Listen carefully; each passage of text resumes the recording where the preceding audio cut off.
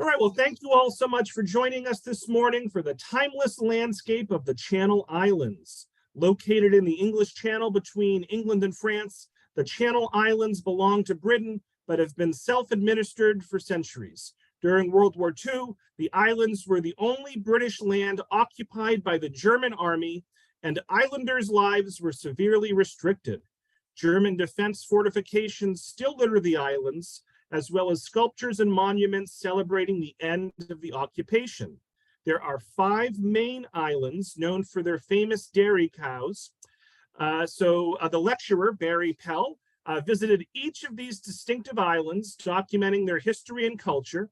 Other than a few towns, the islands are filled with farms, 100-year-old stone homes, ancient churches with cemeteries, and dramatic weathered rocky coastlines. Little known or visited by Americans, the Channel Islands are only a short flight from London, yet feel remote and timeless. So Barry Pell here is a world traveler and photojournalist who has traveled widely over 5 decades, visiting and documenting landscapes and cultures in nearly 170 countries on every continent. Barry currently lectures on international cultures at schools, universities, libraries, and community groups in the Boston area. And we again thank the Friends of the Tewksbury Library for sponsoring. So all nearly 100 of us, let's give a big virtual round of applause to Barry for joining us this morning. And Barry, you can take it away. Thanks so much. Thank you, Robert. It's great to be here again. And I also want to thank the Friends of the Library for helping to support this program. And Robert, I think you've given my whole introduction right now, but typically my programs present places that are not well known to Americans. And the Channel Islands, I think, certainly fit into that category. But indeed, the Channel Islands, which belong to Britain, are actually not well known to British people, many of whom I spoke with when I've been in England and in other parts of the United Kingdom. And even they, even though the Channel Islands are very close to them, are not very familiar with the landscape and particularly the unique history of these islands. And as Robert indicated, one of the unique aspects of the Channel Islands is that during World War II, they were the only part of Britain that was occupied by the German army, and the islanders' lives were severely restricted. And when the Germans were there, they were intent on holding these islands. It was a propaganda coup, if nothing else, to be ruling a part of Britain that they so coveted.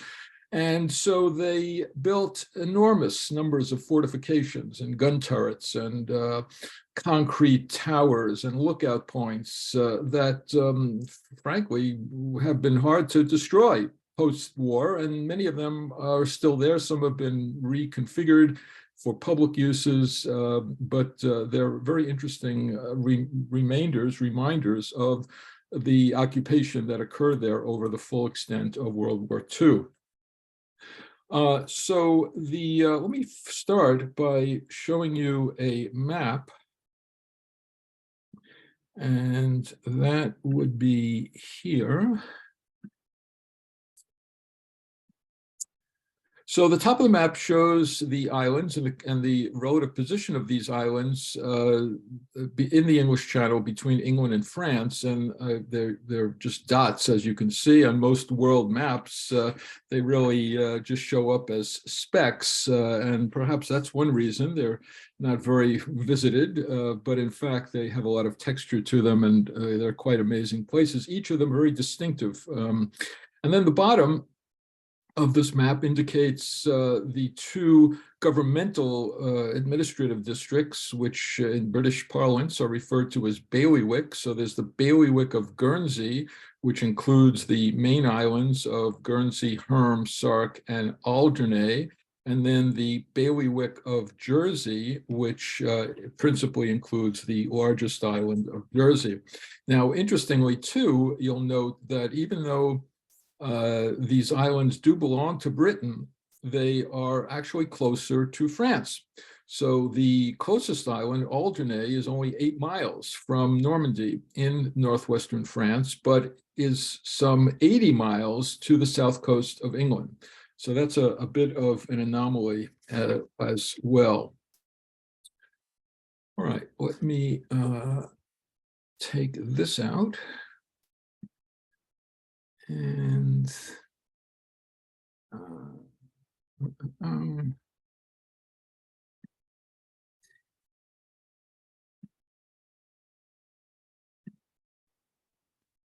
okay, hopefully you can all see that. So, as I say, the Channel Islands, and this is one of them, looked at from the air, are part of the British Isles.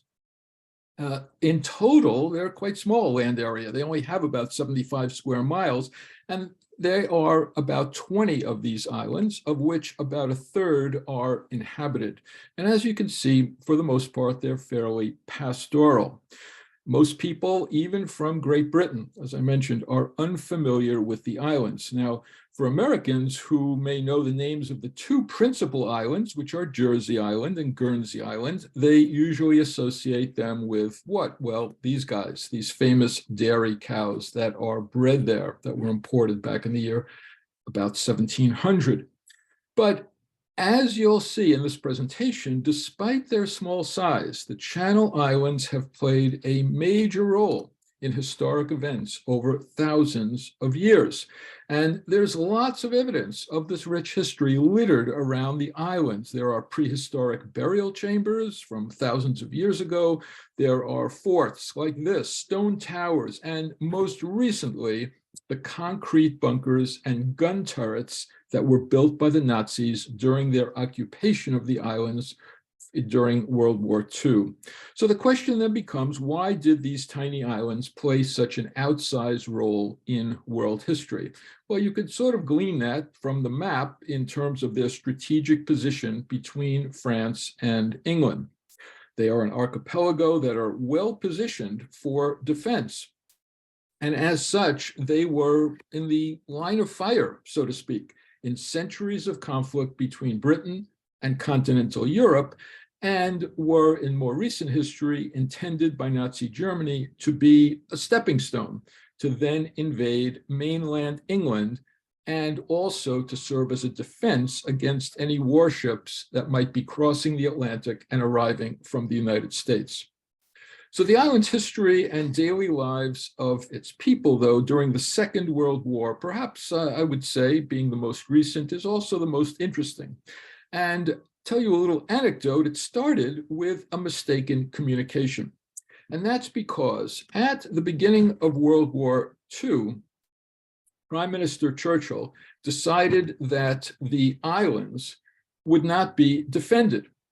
He needed to provide his military might and his personnel to other sectors of the war. And so he left the islands defenseless. He was ready to jettison them for the time being. But London neglected to inform the Germans about this position. And so the Germans arrived, they were intent on taking the islands, and they arrived and felt, well, they needed to bomb the islands in order to take control. And so they needlessly bombed these defenseless islands and then occupied them with thousands of troops.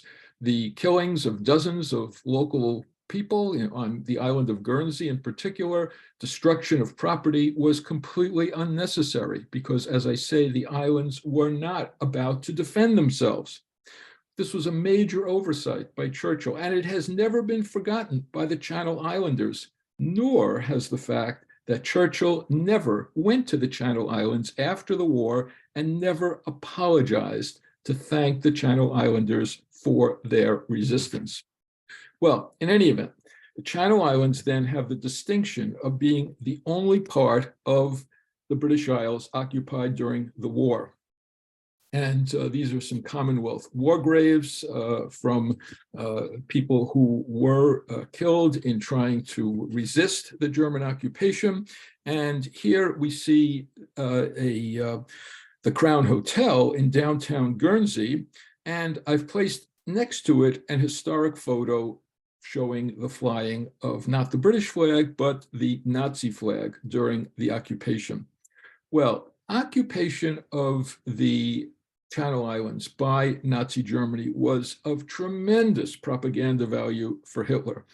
He underscored it with newsreels and radio broadcasts, and he ordered the islands to be so heavily fortified that they could never be retaken.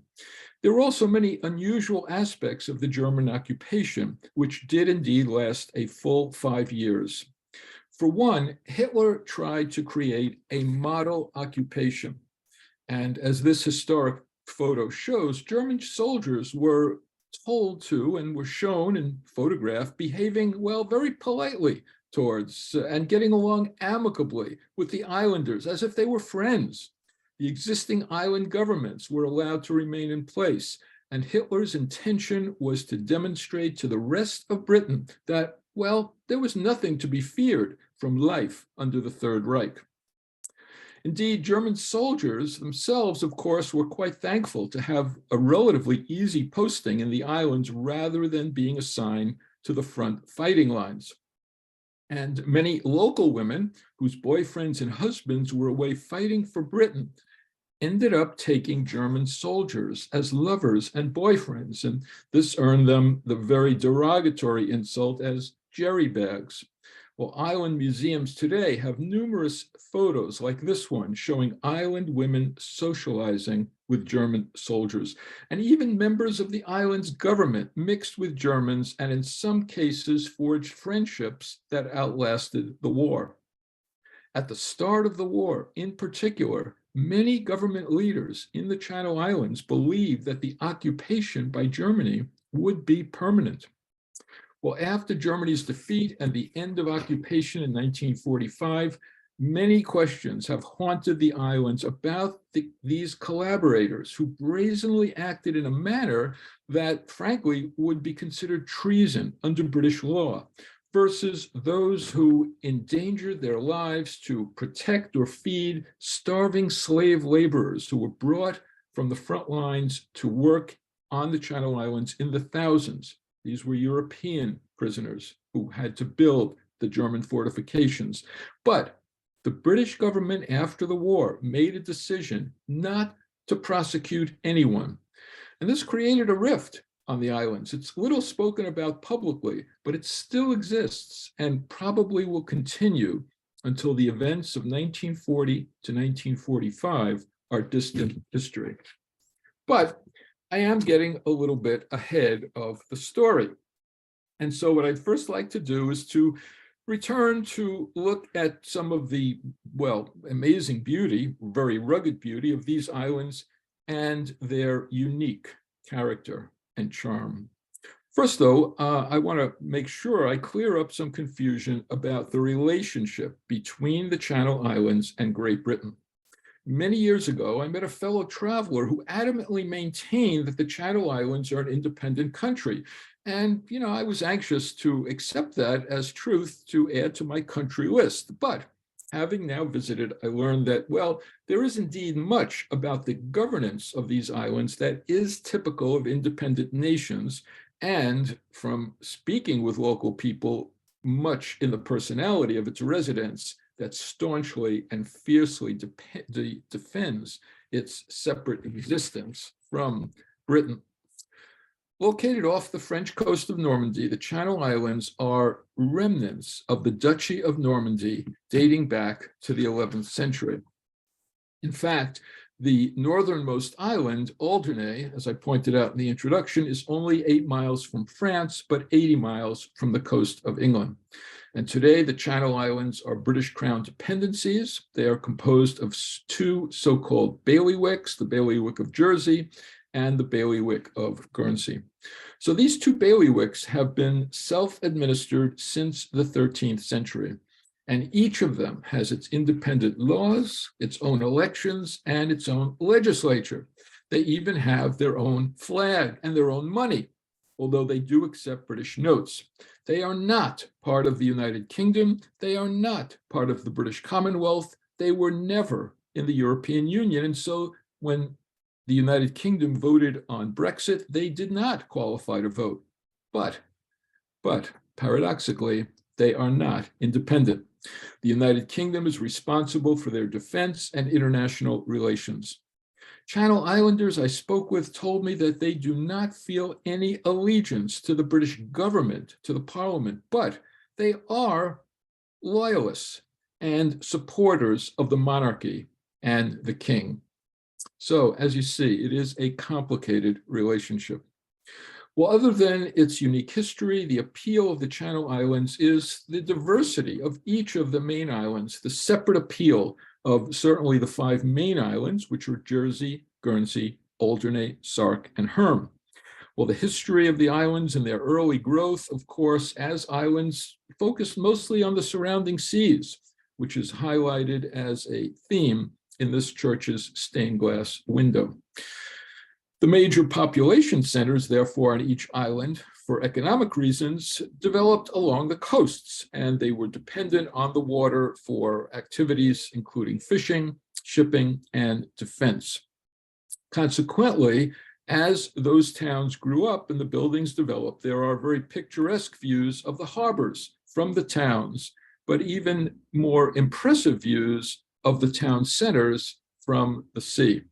The islands themselves are connected by ferry boat for the most part, and to the larger and more distant ones by brief 10 or 15-minute flights from tiny airports in even tinier airplanes.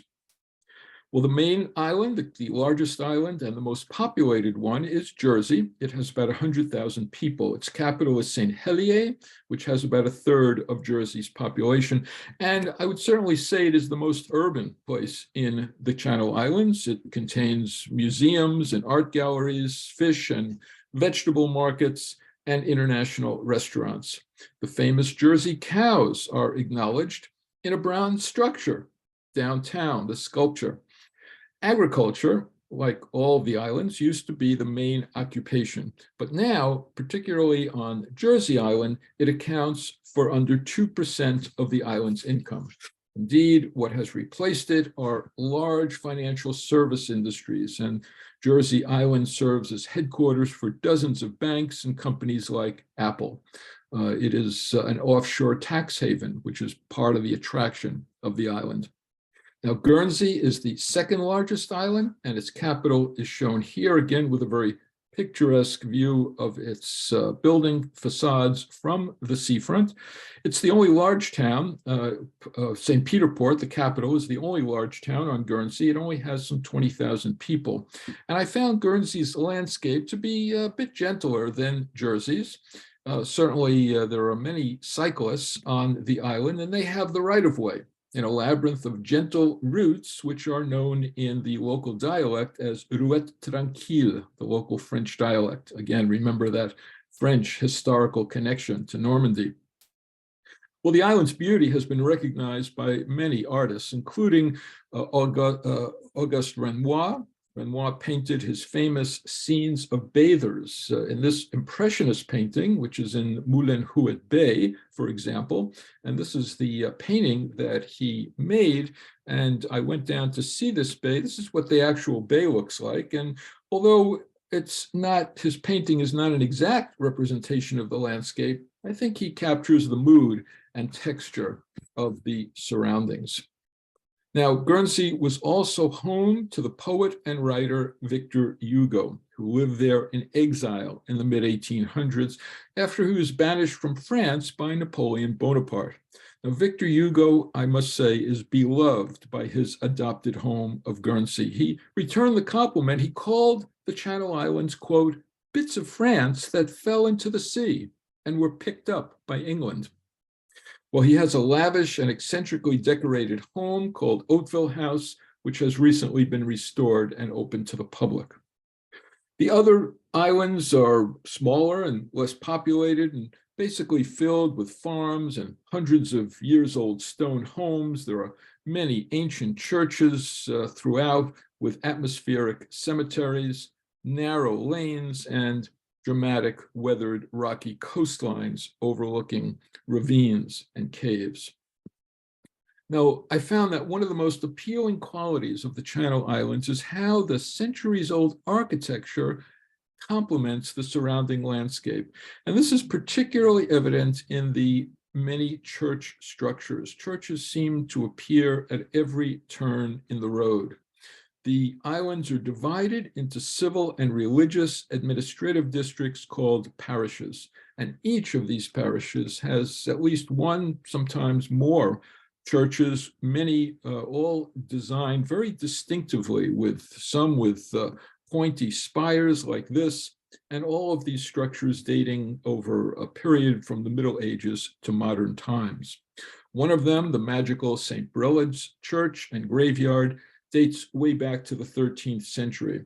It is among the most ancient. And adjacent to it is a fisherman's chapel. It is a tiny place containing evocative frescoes that were added in the Middle Ages. Well, just off the main street in the center of the village on the island of Alderney is this church, St. Anne's, very serene place, another stunning Victorian era Gothic structure. And in the heart of St. Peter Port on Guernsey Island stands the massive 11th century town church with its exquisite stained glass windows. Now, give you an idea of the sense of humor of the Channel Islanders, and they certainly have one. In a bit of island whimsy, this church, the town church in Guernsey, is located only feet from a pub, and especially if you include the gargoyle that extends out from the church's facade, the church is only about 2 or 3 feet from a pub, which is across the street. And consequently, the Guernseyite applied to the Guinness Book of World Records, and in fact, they were qualified as the shortest distance between a church and a pub in the world. Well, on Jersey Island, there is the very beautiful Anglican St. Matthew's Church, more famously known as the Glass Church. And this structure dates from the mid-19th century, but what makes it outstanding and unique is that the chapel features the addition in the 1930s of exquisite etched panels and windows and adorned columns of glass designed by the famous artist Lalique. So these are known as Lalique glass. But perhaps the most unique and famous attraction of the churches in the Channel Islands is their little chapel, which is nestled in a picturesque valley on Guernsey Island. This chapel was started by a Catholic monk in 1914. It is indeed the world's smallest chapel. It is intricately decorated with every square inch inside and out covered by seashells and shards of glass and porcelain. Now, when this chapel was originally built, it was even smaller than it is today, but it had to be enlarged when a visiting bishop was unable to fit through the front door. Well, on the smaller islands, it seemed to me that everyone knew everyone else. And in particular, the tiny island of Sark was extremely appealing. Sark is only 3 miles long and 1.5 miles wide. There are only 500 residents. Access is only by small ferry. And indeed, the only motorized vehicles permitted are tractors. So getting around the island is by the more picturesque horse-drawn wagon, or by bicycles, which everyone seems to own, or by walking. And in fact, despite its tiny size, the island actually is divided into 2 parts, known as Great Sark and Little Sark, which are connected by this narrow isthmus, which offers great views to the bays on either side. Now, Sark is very proud of the fact that it does not have any streetlights. There is electricity, of course, and people have lights in their homes, but the streets are dark at night. And residents told me that they're very proud of the fact that Sark has been designated as a dark sky island. And as a result, most people in their homes have telescopes to view the starry nighttime sky. Well, despite proudly maintaining their separateness from the United Kingdom, there are still, of course, many British cultural influences because of their connection to Britain. For example, of course, English is the main language. People do drive on the left side of the road, and a number of British sports, rugby and cricket among them, are quite popular. Yet the islands also retain some of their historic Norman French culture. There are many road signs like this and place names that are still both in English and in French. Now, prior to the arrival of English-speaking immigrants from the British mainland, the language that was spoken was an ancient Romance language of Normandy called Jerai, and that was the mother tongue of Jersey Island. And it's still spoken by some of the older residents.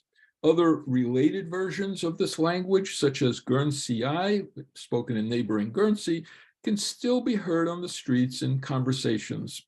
Together with the signs that are still evident in shop windows, you might be forgiven for thinking you've been transported back to 16th century France.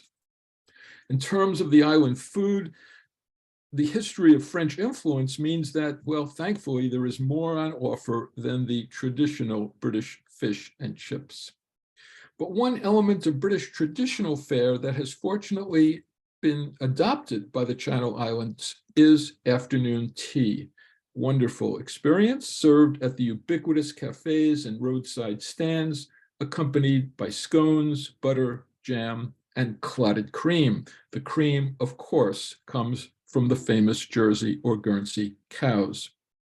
Another British eating tradition embraced by Channel Islanders is known as the Sunday roast. This is a lavish midday meal served with cooked vegetables and Yorkshire pudding, known in America as a popover. And these are leisurely Sunday meals that bring the community together. They're as much about the chance to connect with friends and neighbors and catch up on the gossip of the week as they are for the food and drink. Well, the islands are certainly a walker's and hiker's paradise. And as you go around the islands, you never know when you'll encounter a field of the grazing, bulky Jersey or Guernsey dairy cows. And typically they're as surprised to see you as you are of them. The cows are quite typically friendly to gawking visitors. They're descended from cattle stock that were originally brought over from the French Normandy and Brittany mainland in the 10th and 11th centuries, and they were recognized as separate breeds around the year 1700. Now, the Guernsey cattle are somewhat larger than the Jerseys and typically, like this animal, have white markings. Both breeds, though, are known for producing high butterfat, high protein milk, quite delicious. The milk has a yellow tint due to the high concentration of beta-carotene from their diet of different grasses. Neither breed is desirable for its beef. And to preserve the purity of the breed, there has been a strict ban in place for now some 150 years against any other cattle breed being imported onto the islands. On the island of Sark, there is now a new dairy where you can purchase milk from a vending machine and then choose a syrup flavor to blend your own delicious milkshake. Well, the Channel Islands are warmed by the adjacent Gulf Stream, and with plentiful sunshine and fertile soil, the landscape is carpeted with wildflowers. You know, we were there, my wife and I were there in the spring, mid-spring, and we were surprised at the abundance of flowers in bloom, especially given the fact that the Channel Islands are further north in latitude than Boston is. And the reason for that, the explanation of that, is that the land, the Channel Islands, are warmed by the waters of the Gulf Stream coming north, and so the climate actually warms up and the flowers bloom at an earlier point in time than we would expect them in the spring in New England. And so during those months, especially, we encountered fields of buttery yellow gorse, which is an evergreen shrub, and woods blanketed by bluebell flowers, which is certainly an icon of spring.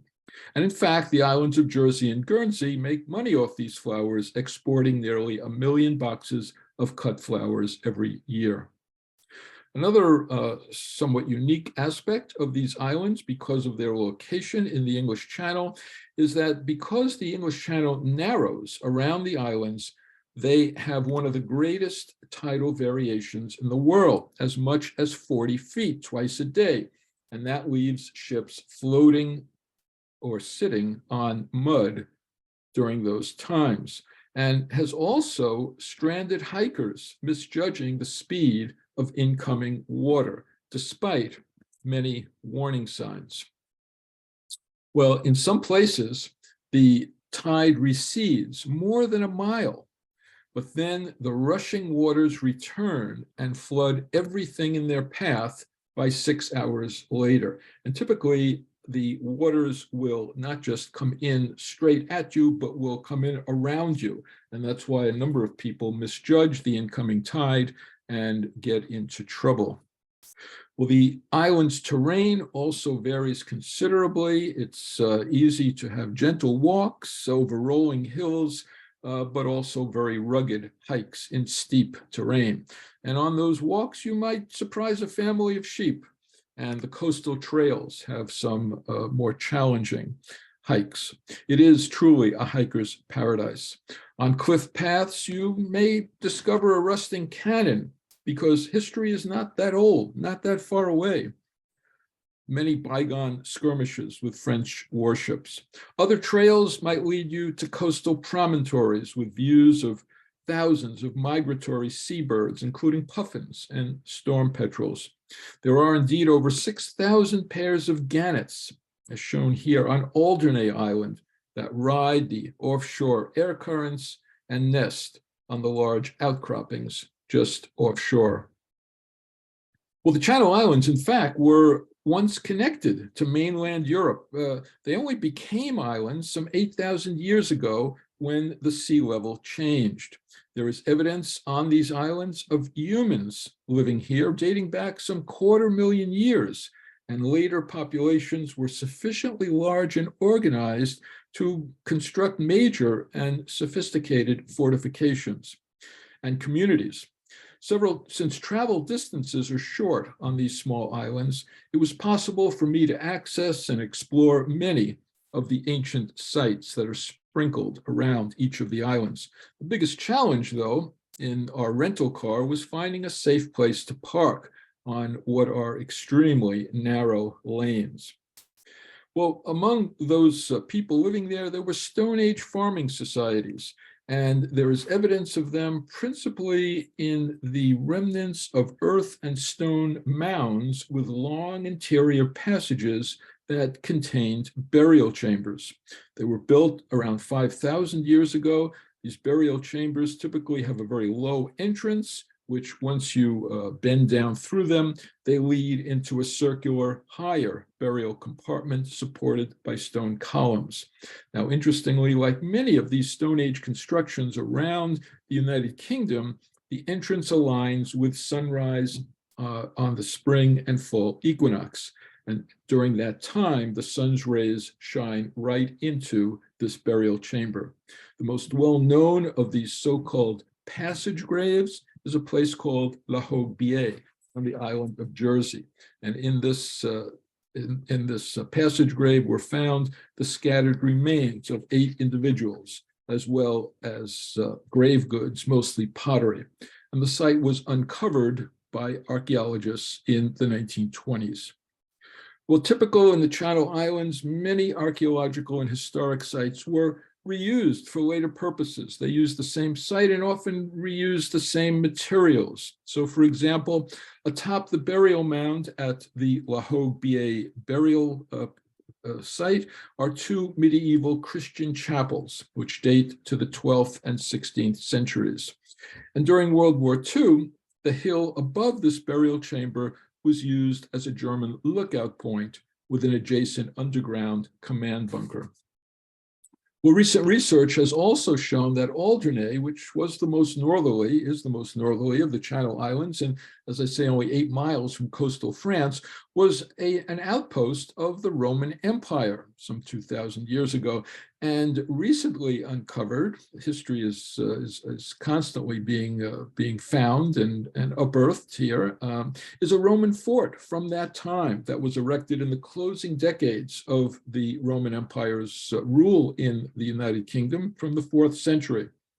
It was not too much of a coincidence that I encountered a local excavation archaeologist at one of my Sunday roasts who was excited to then drive me over to this site and explain the details of her work on this rare Roman presence. And once again, as with most sites, the materials were reused over the centuries. The restored site today is a patchwork of first Roman walls and towers, reconstructed later as a barracks to house British soldiers in the 1790s. It was converted to a military hospital in the 19th century, and most recently built with solid concrete bunkers and machine gun posts during World War II German occupation. So as I've noted, the island's geographic location meant that these islands were of critical strategic importance during centuries of warfare, and consequently, enormous castles and forts were constructed intended to protect the populated areas. In addition to these enormous structures, there were in between the forts lines of towers spaced every several miles, these round towers with gun turrets along the coast and sometimes right in just offshore as well. And dozens of these constructions still stand today. So in the Channel Islands, I would say history is ever present. Among some of the more appealing castles and constructions, the more dramatic ones are Guernsey's Castle Cornet, which was built in the 13th century, and on the island of Jersey, Elizabeth Castle. Elizabeth Castle was built offshore to protect the town from any arriving ships intended to attack the island.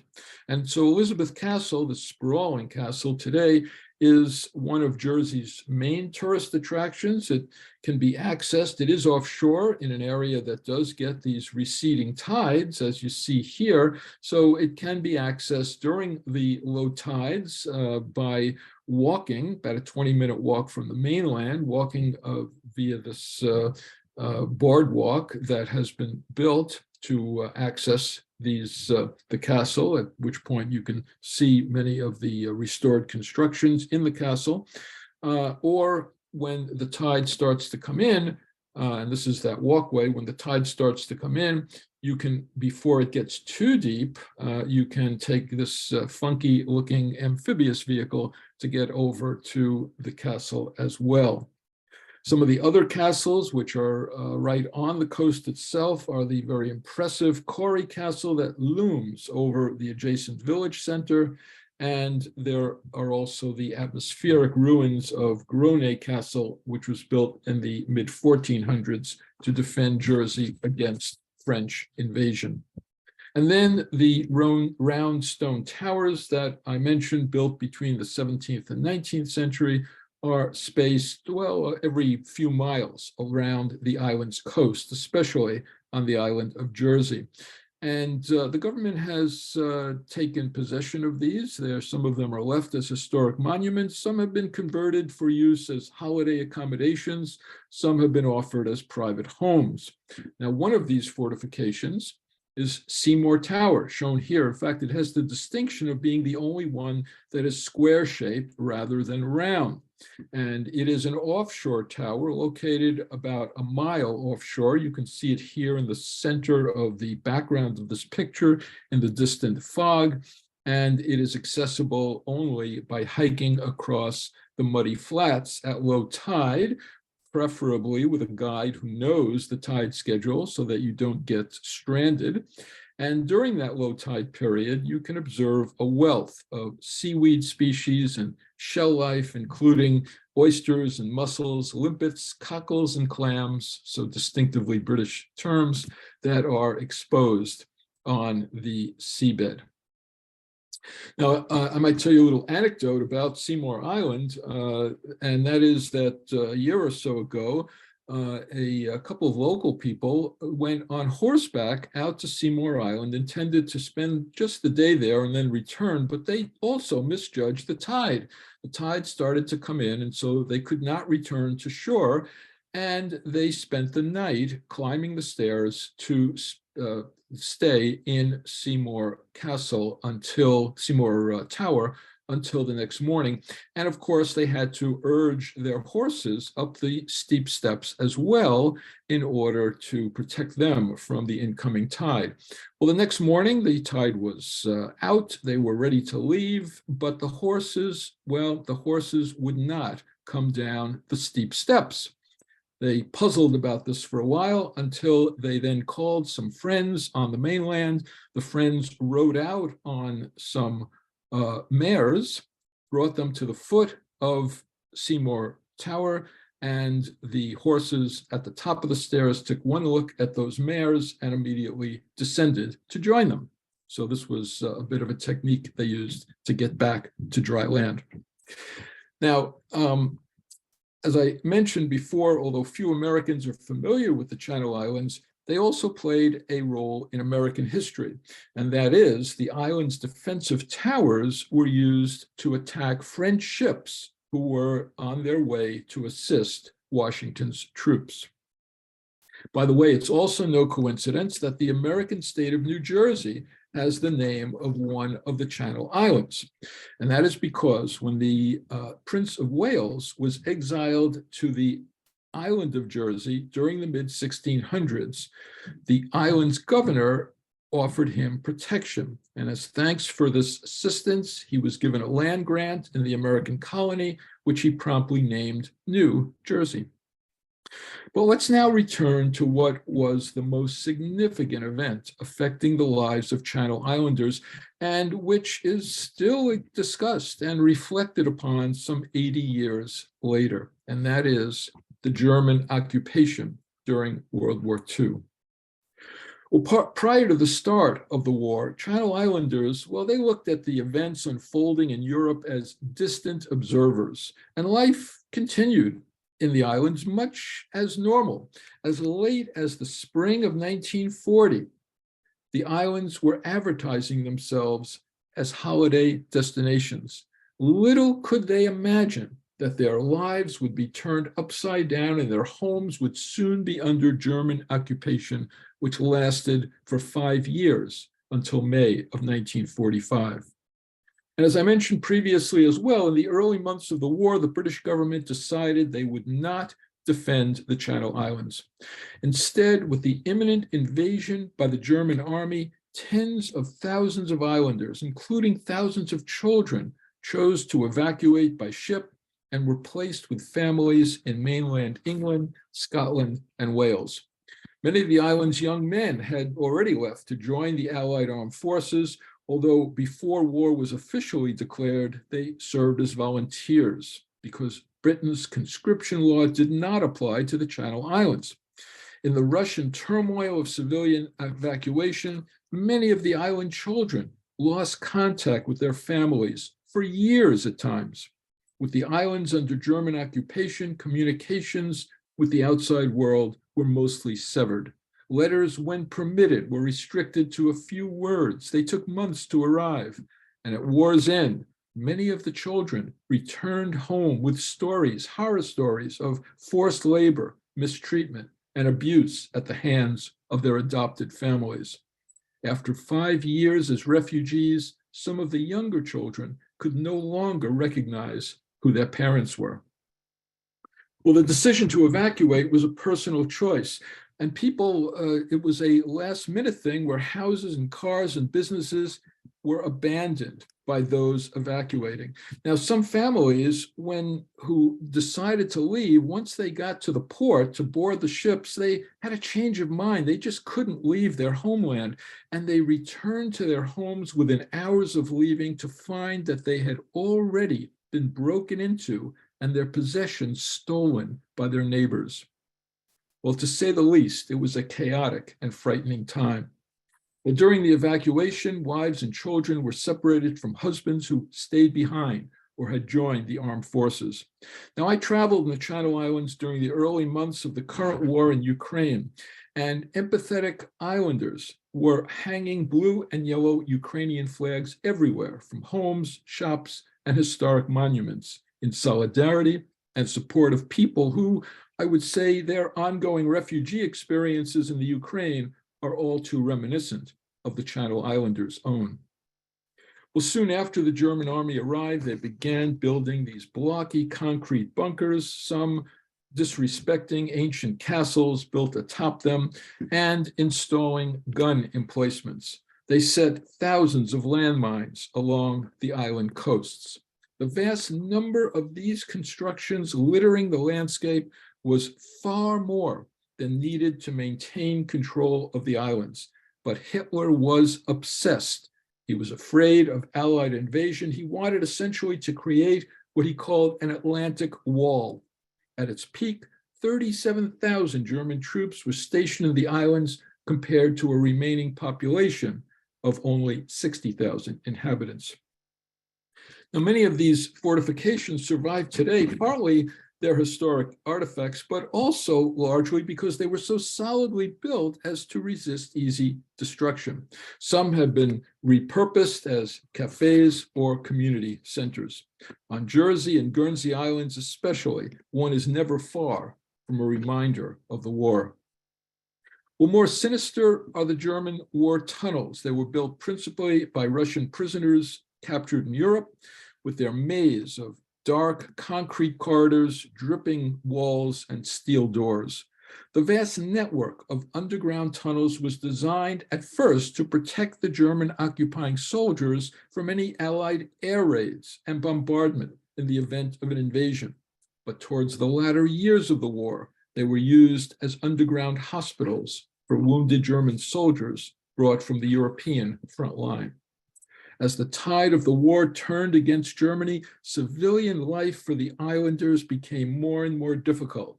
They had to live under and obey the laws of Nazi Germany and work with their occupiers in order to survive. Businesses had to conform to the changing German rules and regulations, including how to deal with a German customer, or they would suffer severe reprisals. In this regard, the British government in London again gave no guidance on how they were to behave. Britain had truly abandoned the Channel Islanders to the Nazis. As time progressed, there were additional laws that restricted rights, posted, and had to be obeyed. There was very little resistance, since any defiance was an act that would result in severe punishment if caught. Islanders who were caught feeding or helping or hiding prisoners who had escaped forced labor camps were imprisoned and executed as a deterrent to others. At first, as I mentioned, the German soldiers were told to be polite to the islanders, but during the latter years of the war, the quality of soldiers declined, affecting their manners and attitudes. From the start of occupation, the islands won the right to keep their civil governments and courts and laws, but Germans had to approve all laws passed. Unpalatable regulations by the Germans were sometimes argued against, but civil authorities could not win many of these battles. The islanders had to pay the cost through special taxes of German troops stationed there. Trucks, cars, and bicycles were requisitioned by the Germans from locals. Radios and subversive books were confiscated, and other rules included never singing patriotic songs. There were nighttime curfews, and children, of course, had to learn German in school. Many of the islanders were recruited and paid by the Germans for skilled work. However, most of the work was done by thousands of slave workers that Hitler sent from Russia, Spain, France, Poland, and Algeria to build the bunkers and anti-tank walls, the railway systems, and those tunnels across the islands. This is a memorial plaque, one of many, to forced laborers who died on the islands. One of the most notorious slave labor camps, called Lager Salt, was on the island of Alderney, and today little remains except 2 gateposts and a commemorative plaque. And little is known about the atrocities that occurred there during occupation, because the Germans burned the camp to the ground before the island was liberated by British forces. Now, there were only a small number of foreign and British Jews on the island of Jersey before the start of occupation.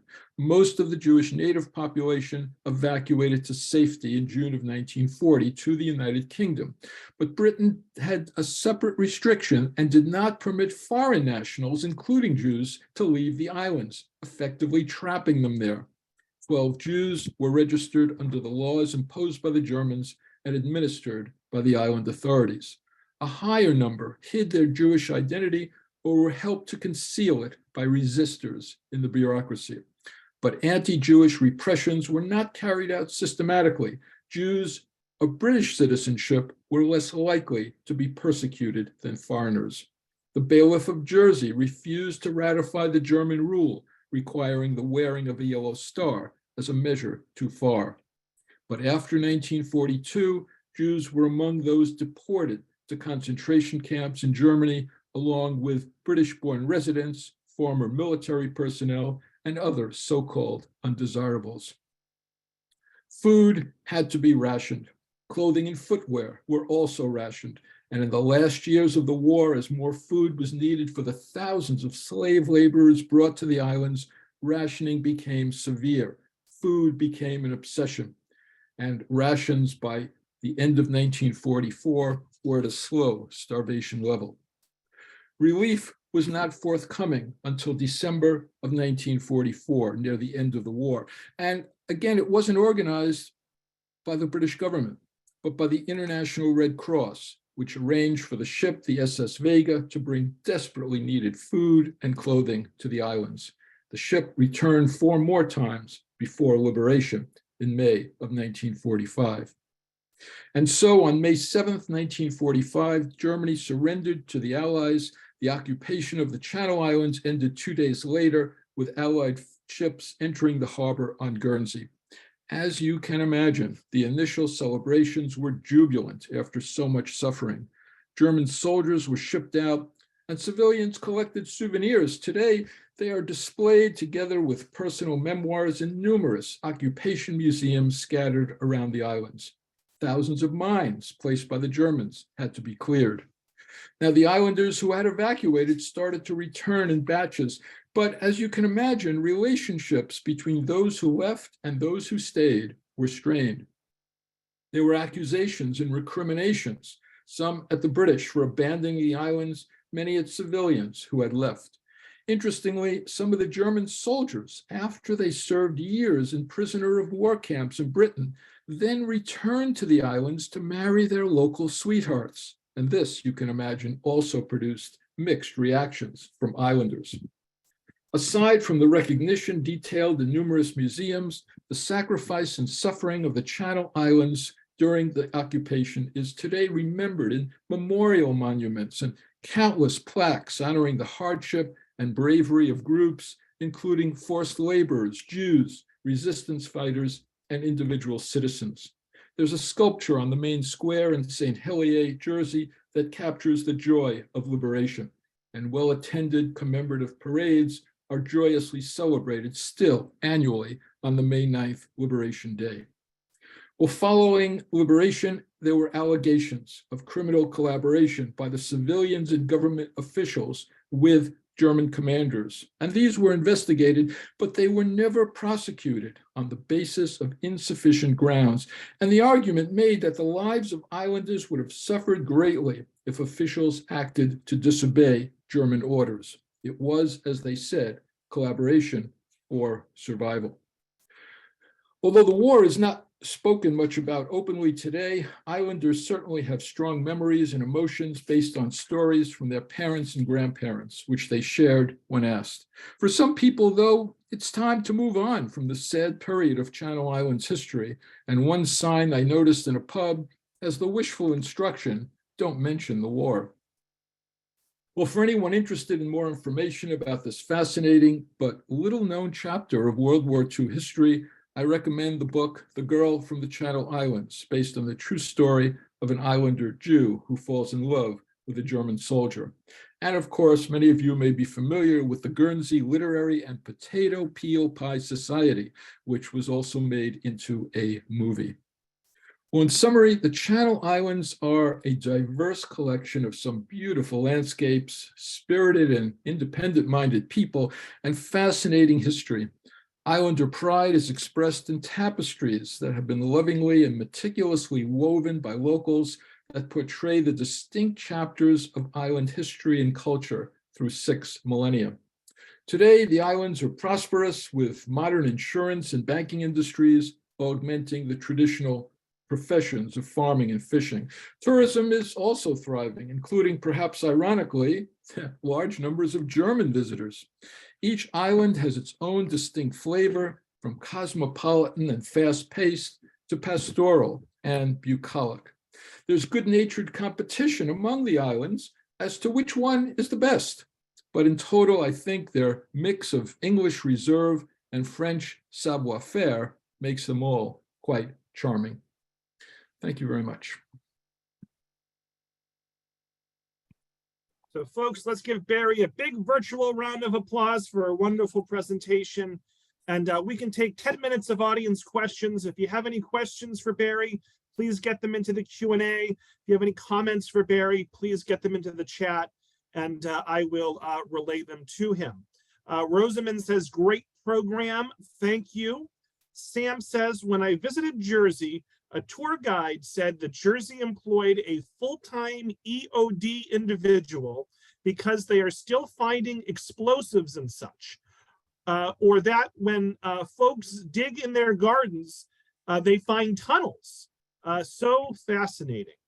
Yeah, that's true. It's very, very recent history, even though the war is from 80 years ago. And there were so many of these armaments and tunnels that were constructed that, yes, I've heard stories too of people still uncovering some of the ordnance, especially in the soil when they dig up their land. Marjorie says this was so interesting. Marie's giving you a virtual round of applause. Jane says, thank you, wonderful presentation, as does Judy. Marion says this was fascinating. Dory says fantastic. Jeffrey says thank you so much. Elaine says very interesting and informative. Anne says fascinating and one of the most interesting travel talks I've ever attended. Jean says thanks, Barry, it was fascinating. Frank from Connecticut says great detailed presentation. Mariette says I didn't know anything about these islands and she found it fascinating. Virginia says she had nice photos. Lauren says, thank you so much. I would watch it again. All right, let's get to some questions here. Thank you. Thank you all, by the way, for those very kind comments. Enough of boosting Barry's ego. Let's get some questions. An anonymous attendee wants to know, how did you get there from Boston? Yeah, pretty simply, I flew through London, and from London, and again, it's so amazing that so few English people have been to the Channel Islands, but it's only a 1-hour flight from London to St. Helier, the main island on Jersey, and then you can get around by ferry or by small plane, as I mentioned in the program. You can also go by ship. It's about 10 hours to go from the south of England, from Poole or Southampton, to go over to the islands that way as well. But we didn't want to spend the time at sea getting there, so we went by plane, and it was not very expensive either. Follow-up question from JC wants to know, how long were you there and how many times have you been to the islands?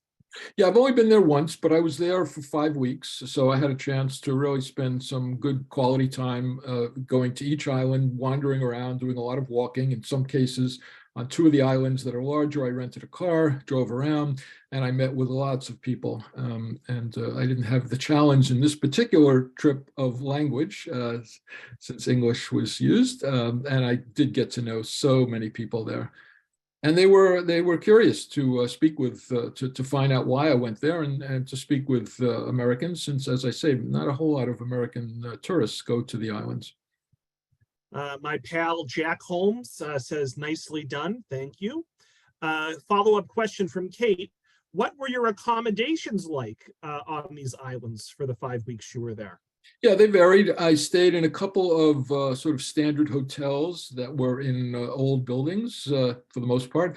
I also stayed in a number of Airbnbs, people who offer their private homes for accommodation. And I found those to be more appealing, in part because the owners typically live there as well. And so I would be able to speak with them and have breakfast there and spend some time to understand some of their impressions of the war.